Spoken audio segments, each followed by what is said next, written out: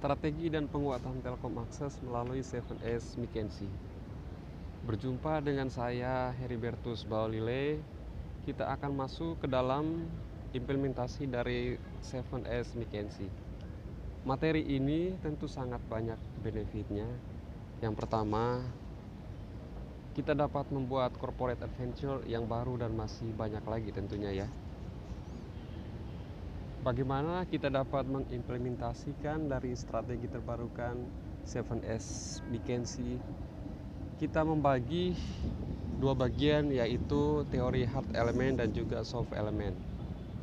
Hard element itu yang bisa dilihat, sedangkan yang soft element tentu tidak bisa dilihat, tapi bisa dirasakan.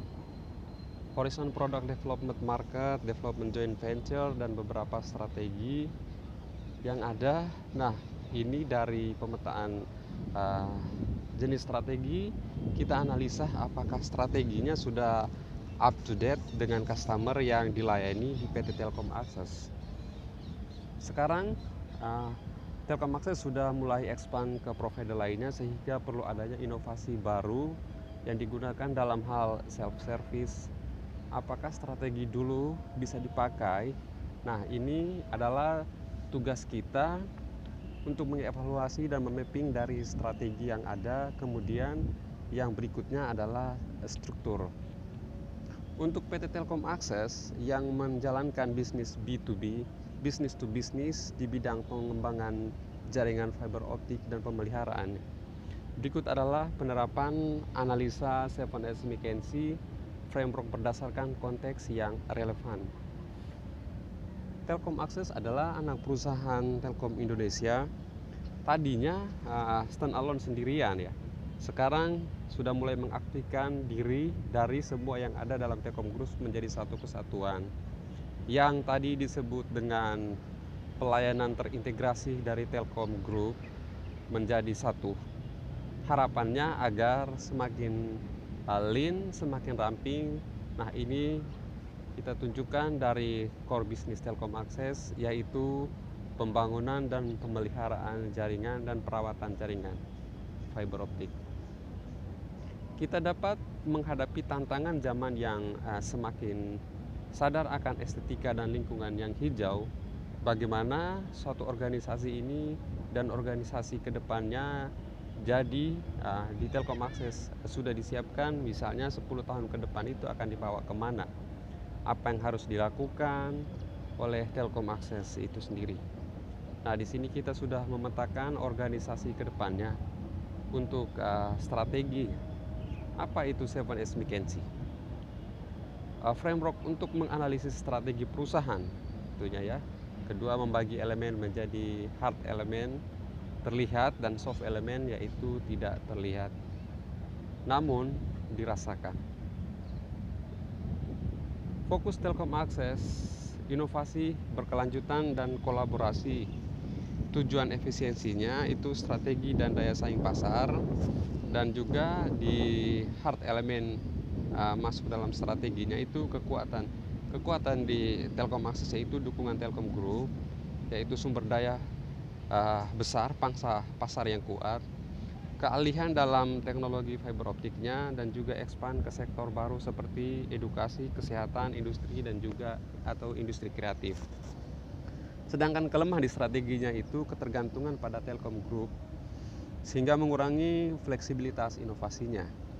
Kedua, tantangan logistik di wilayah terpencil dan persaingan ketat, sehingga saran strategisnya inovasinya itu diversifikasi pelanggan ke sektor baru atau investasi teknologi seperti otomatisasi dan edge computing, dan juga pengurangan ketergantungan pada induk perusahaannya.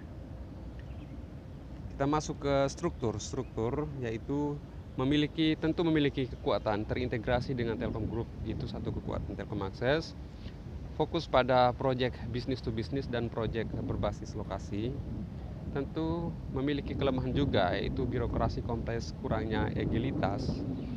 Kedua, koordinasi regional terbatas, sehingga saran strategisnya itu desentralisasi pengambilan keputusan tim regional, adopsi sistem berbasis teknologi, dan juga terorganisir reorganisasi struktur untuk mendukung digitalisasinya. Sistem di Telkom Akses itu memiliki kekuatan, yaitu infrastruktur teknologi yang canggih, dan juga sistem monitoring real time dan layanan berbasis data. Namun memiliki kelemahan. Kelemahannya itu beberapa proses masih manual, misalnya sistem belum siap untuk ekspansi besar-besaran.